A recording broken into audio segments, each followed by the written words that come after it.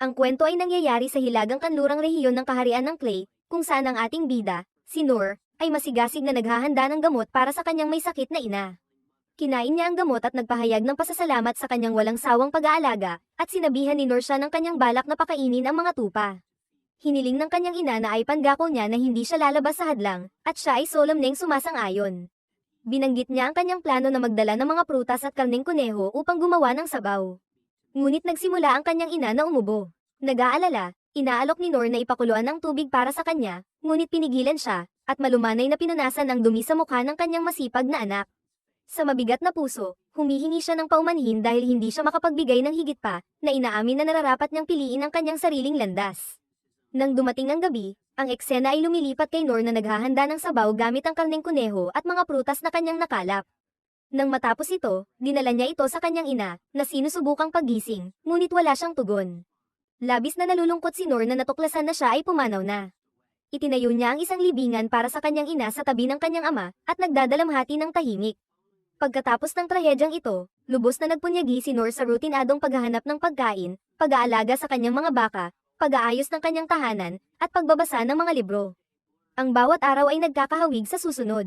Puno ng mga solong gawain, na nagpapaabot sa kanya ng malungkot na pag-iisa sa kakulangan ng trabaho. Isang araw, natagpuan ni Noor ang isang lumang aklat sa kanyang bahay. Habang binabasa niya ito, naalala niya na ito ang parehong aklat na binabasa ng kanyang ama sa kanya noong siya ay bata pa. Ikinuwento ng kanyang ama ang mga kwento tungkol sa mga adventurer, na nagpapasok sa kanya ng kasiyahan sa kanilang mga banal na gawa. Ikinuwento niya ang mga kwento ng mga adventurer na nagtataas ng mga sumpa na naghahantuhan sa mga kagubatan. Nagmamaster ng mahika upang maging makapangyarihang mga salamangkero, na nagkakaisa upang talunin ang mga napakalaking monster, at maging ang pagkuha ng isang panacuring elixir mula sa espiritu ng hari. Ano man ang mga krisis na kanilang kinakaharap, ang mga adventurer na ito ay palaging nagsisikap na protektahan ang mga mahihina, pangalagaan ang kanilang mga kasamahan, at talunin ang kasamaan. Ang batang si Noor ay nahumaling at walang humpay na hinihiling sa kanyang ama ng higit pang mga kwento. Sa kasalukuyan, naalala ni Noor ang mga salita ng kanyang ina na ipinapayo sa kanya na pumili ng kanyang sariling landas sa buhay, at iniisip niya ang maging isang adventurer. Kinabukasan, inihanda niya ang sapat na pagkain para sa kanyang mga baka at nagpaalam sa mga libingan ng kanyang mga magulang. Ipinahayag niya na siya ay magsisimula ng kanyang unang paglalakbay patungo sa syudad upang harapin ang buhay bilang isang adventurer. May halong pagkatakot at pagtitiyaga, sinagupa niya ang hadlang na nakapalibot sa kanyang tahanan. Matapos ang ilang araw ng paglalakbay mag-isa, umabot siya sa syudad. Pagdating niya, lumapit siya sa mga bantay sa gate upang magtanong ng direksyon patungo sa guild, at sila ay mabait na ituro ang tamang direksyon. Sa loob ng syudad, si Noor ay parang isang simpleng taga-probinsya, malawak ang mga mata sa kakaibang mga tanawin, at lahat ay nakakapukaw sa kanya. Pagkatapos, pumunta siya sa Adventurers Guild, kung saan ang guildmaster ay unang sinubukang palayasin siya, na sinasabi na ito ay hindi lugar para sa mga bata. Ipinagpilitan ni Noor na ang gatekeeper ang nagpunta sa kanya dito kung gusto niyang maging isang adventurer. Ang guildmaster ay sumagot sa pag-iingat sa kanya laban sa ganitong reckless na desisyon, na iminumungkahi na ang kanyang mga magulang ay mag-aalala. Malungkot na ipinaalam ni Noor na pareho nang namatay ang kanyang mga magulang. Kapag tinanong ang kanyang pangalan, ipinresenta niya ang kanyang sarili. Ang guildmaster ay nagpayo na kung gusto ni Noor maging isang adventurer, dapat siyang magsimula sa pag-aaral sa training school. Kahit na baka mahirapan siyang makasabay dahil wala pa silang ganitong kabataan na kandidato. Tinanong ni Noor ang tungkol sa training school, at ipinapaliwanag ng guildmaster na ang lahat ng nais maging miyembro ng Royal Capital's Adventurers Guild ay dapat pumili ng training school. Doon, pipiliin ni Noor ang kanyang adventurer class at tatanggap ng pagsasanay, upang makakuha ng mga mahalagang kasanayan na kailangan upang maging isang adventurer. Bilang isang simpleng batang taga-probinsya, wala si Noor alam tungkol sa mga kasanayang ito, kaya ipinapaliwanag ng guildmaster na ibig sabihin niya ay mga teknika sa pagtatagisan, panggagamot, at iba pang kakayahan. Ito ay nakapukaw sa aspirasyon ni Noor, at lumipat ang eksena kay Noor sa isang paaralan ng mga swordsman. Iniisip niya ang sarili na maging isang bayani na kayang patayin ng isang dragon na kasing laki ng isang bundok sa isang bagsak. Masigasig na nag-ensayo si Noor sa pagtatagisan, nakatingin ng masama habang ang kanyang mga kapwa mag-aaral ay nagsisimulang magpakita ng kanilang mga kakayahan sa pagtatagisan. Lumipas ang ilang buwan, at habang nakapagtamo na ng ilang kakayahan sa pagtatagisan ng lahat ng iba, si Noor ay hindi gaanong umunlad. Patuloy siyang nag-ensayo, ngunit sinabihan siya ng kanyang guro na tumigil.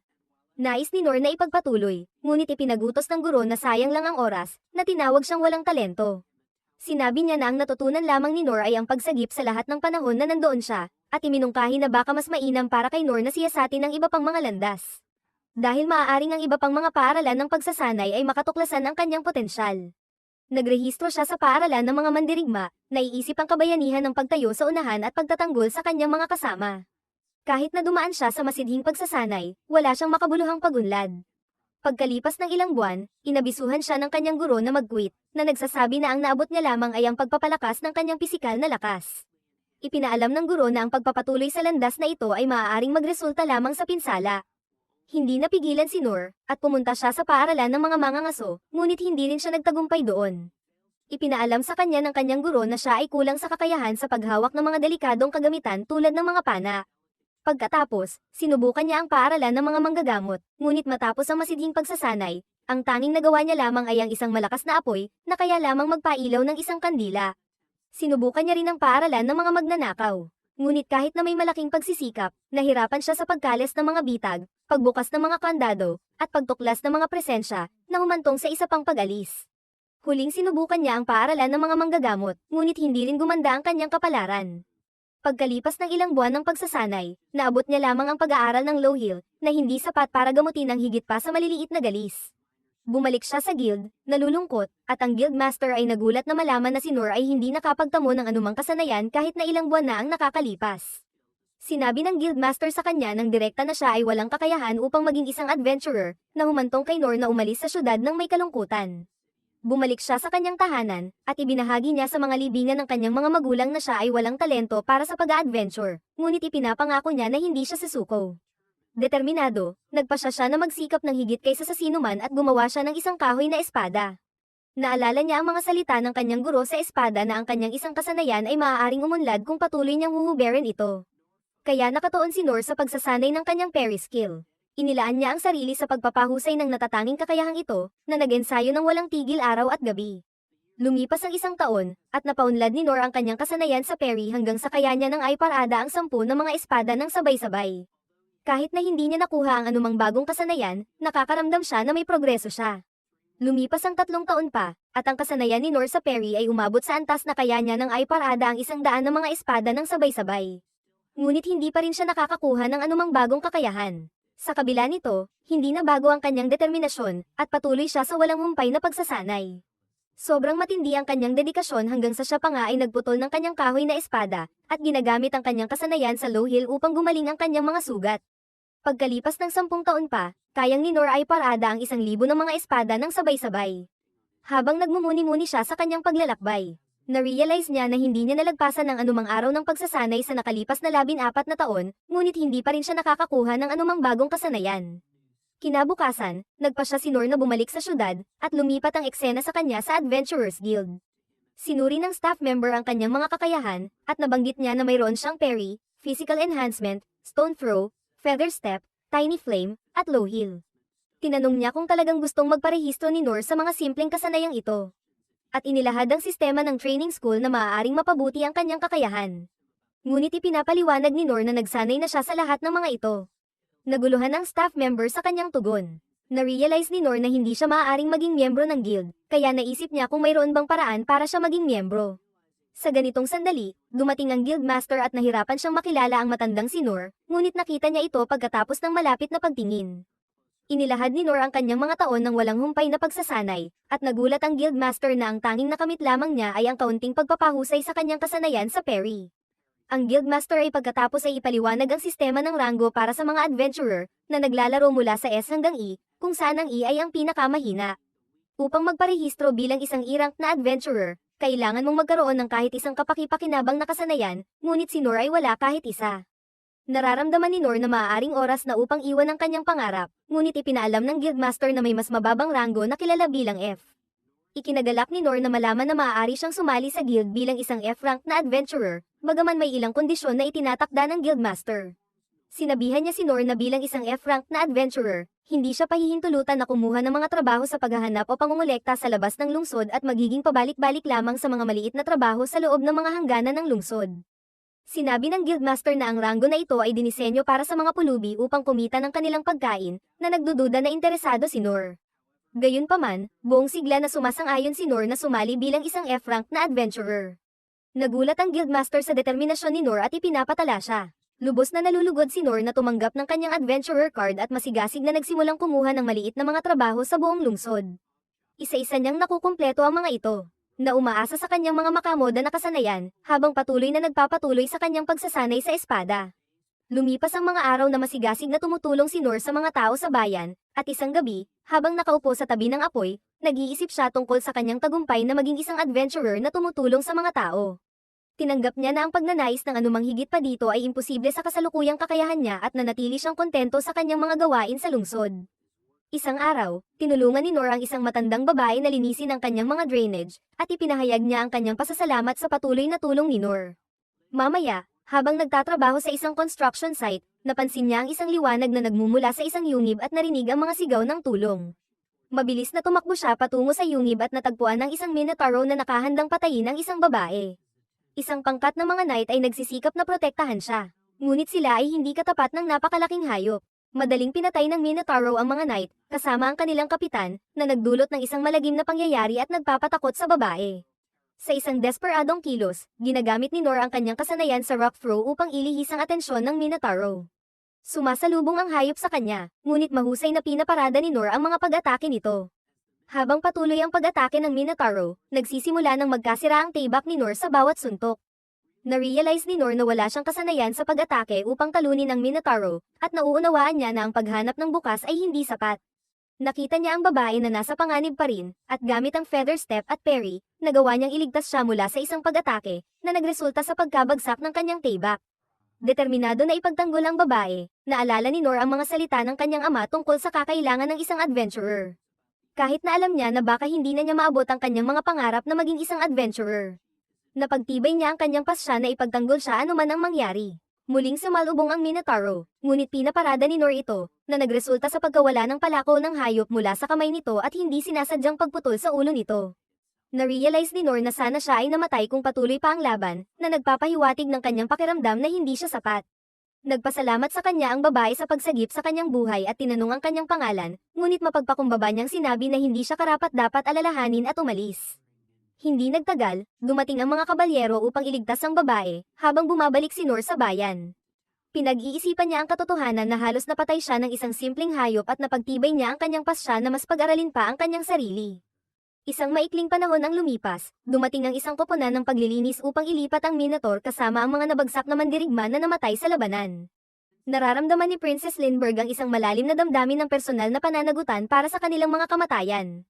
Sa sandaling iyon, ang kanyang kabalyero ay nagmadali sa kanyang panig, humihingi ng paumanhin dahil hindi siya sumama sa kanya sa dungeon, dahil tungkulin niya ang pangalagaan si Lin. Gayunpaman, ipinapaliwanag ni Lin na hindi niya kasalanan ito. Ito ay nakaplanong isang pangunahing pagsubok para sa karapatan na umakyat sa trono, at hindi magkakaroon ng kahulugan na sumama ang kanyang kabalyero sa kanya. Pagkatapos, ipinaalam ng ibang kabalyero kay Lin na sila ay malapit nang bumalik sa kastilyo dahil si Lord Rain ay nais makipag-usap sa kanya, at alam na niya kung ano ang tungkol dito. Bumalik sa kastilyo, si Lord Rain ay kakalang matapos makipag-usap kay Lin upang maintindihan kung ano ang nangyari, ngunit wala sa mga ito ang nagmamakita sa kanya. Ang tanging paraan na isang Minotaur ay maaaring lumabas sa bahaging iyon ng dungeon ay kung ito ay mahimagad na tinawag ng isang tao, at sumasang-ayon ang kabalyero sa teoryang ito. Naniniwala siya na ang insidente ay may kaugnayan sa isang natagpuang patay na negosyante sa lugar na may isang singsing. Pagkatapos suriin, natuklasan na ang salamangkang bato sa singsing ay may isang kakaibang antas ng kalinisan, na hindi karaniwan sa merkado. Isang Minotaur ay isang mataas na banta na demonyo.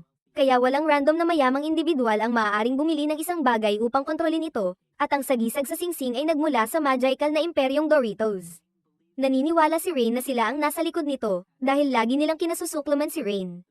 Gayunpaman, ang katotohanan na sila ay bukas na sinubukan na patayin si Lin at iniwan ng ebidensya ay nagpapahiwatig na sinusubukan nilang ihasik ang gyera, upang sila ay makakuha ng kontrol sa dungeon. Kailangan din pag-isipan ni Rain ang gabay na nagsalba kay Lin. Dahil ayon sa mga ulat, nagawa niyang talunin ng Minotaur sa ilang segundo gamit lang ang isang baluktot na espada. Bukod dito, nang subukan ng mga especially iyan ng kastilyo na sundan siya, literal na nawala siya sa kanilang paningin. Mahirap paniwalaan ito para kay Rain at siya ay lubos na interesado na malaman ang pagkakakilanlan ng misteryosong mandirigman na ito. Samantala, bumalik na si Noor sa guild, at ang guildmaster ay napagtaka na nakita siyang buhay pa.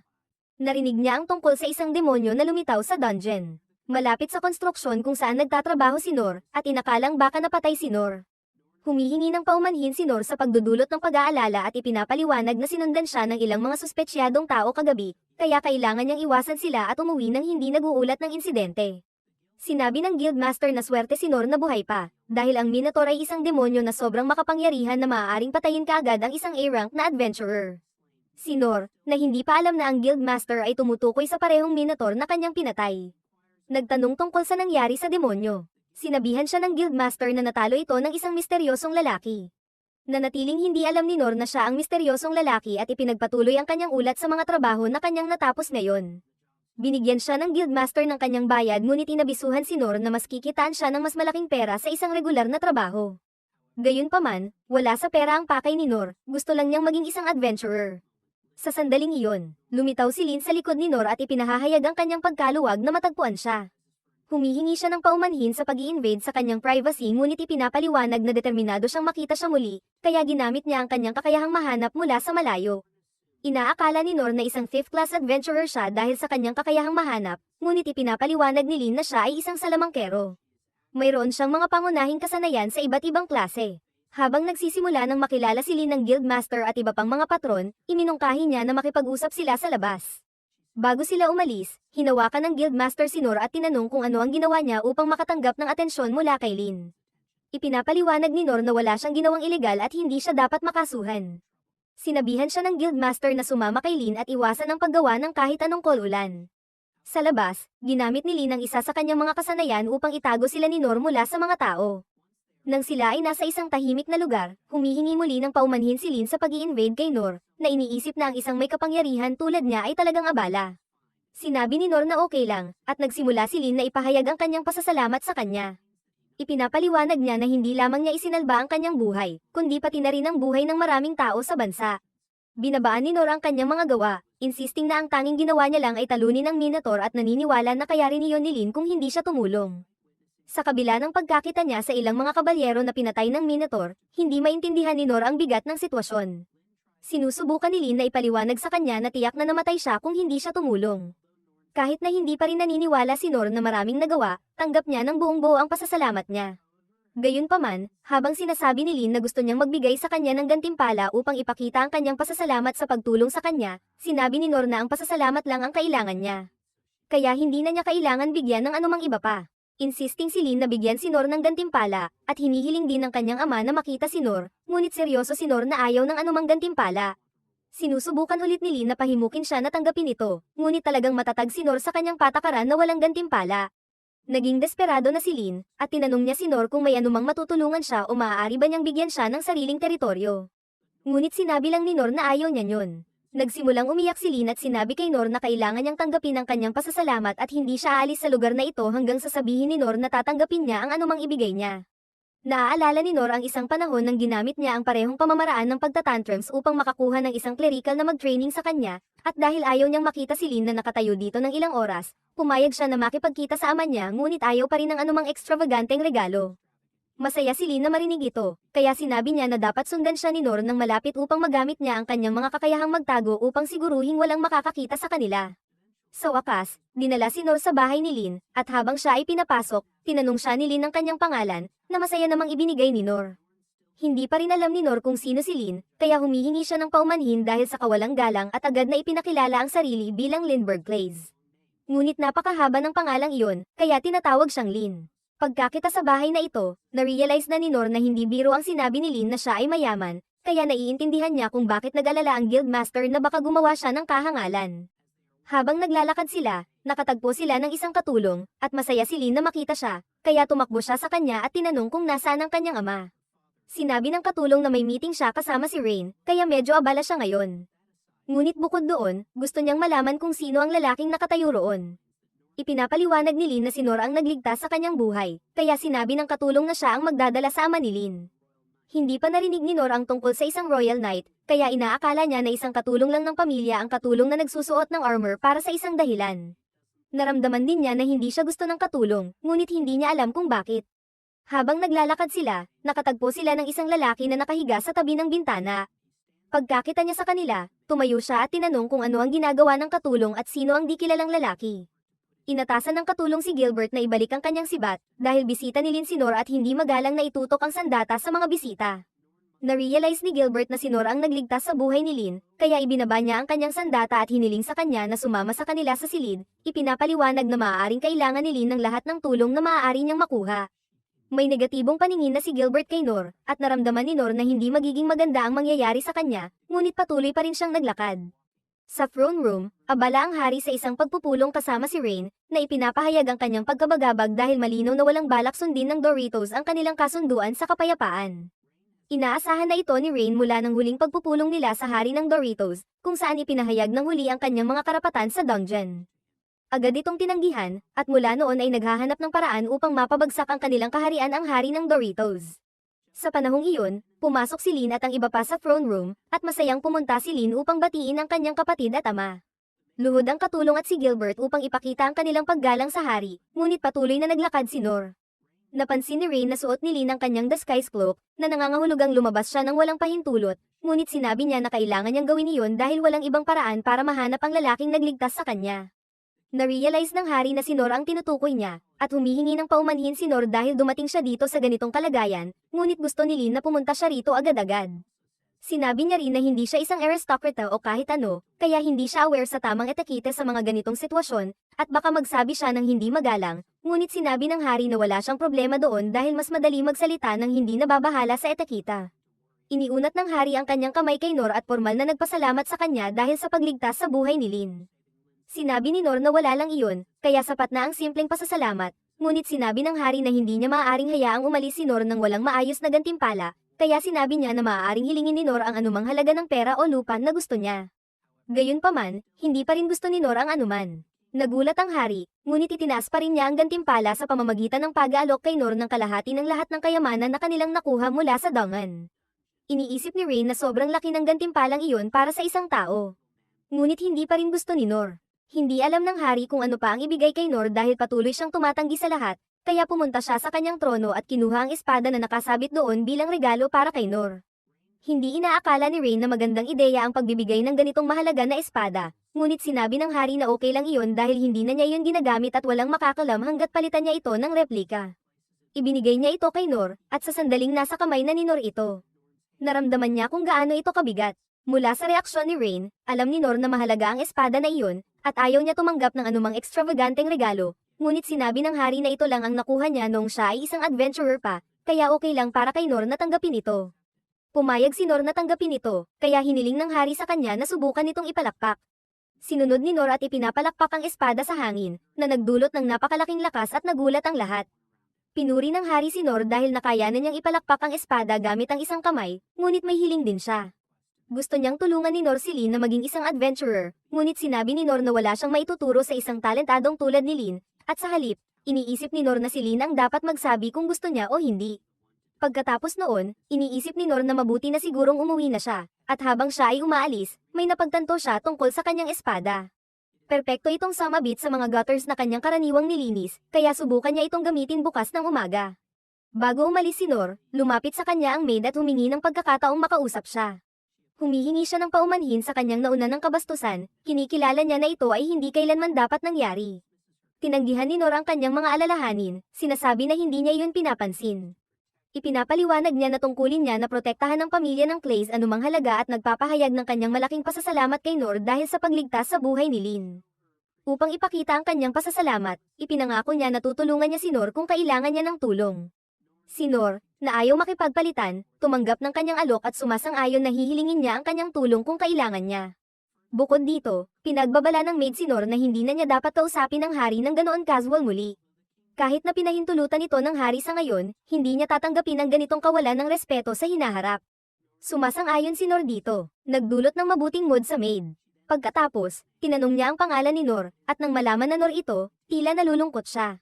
Nababahala si Nor na muling nagawa niyang mali, ngunit iniwan siya ng maid at umalis. Habang naghahandang umalis si Nor, pinigilan siya ni Gilbert at hinahamon siya sa isang laban.